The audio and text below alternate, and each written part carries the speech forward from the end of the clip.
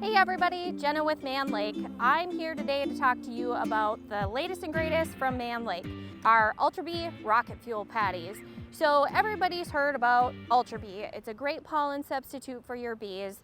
Anytime you're feeding a pollen substitute, you're feeding in spring and fall, and that's no different with the Ultra Bee rocket fuel.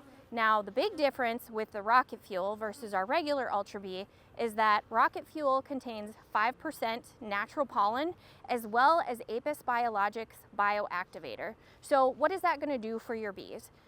The 5% natural pollen is going to increase your consumption rate. So your bees are going to get that much more out of this patty. The Apis Biologix Bio Activator, also known as rocket fuel, when it was formulated, the developer looked and did a ton of research at natural pollen and what makes natural pollen so beneficial for the bees. He took that nutritional profile and added it into his supplement, so when it was added into a pollen substitute, it would be very close to that of natural pollen. So Ultra Bee rocket fuel is going to be a great feed to increase brood rearing. So when are you going to want to use it? First of all, in the spring, you want your bees to build up fast so that hive is ready when there's a nectar flow so they produce you a lot of honey.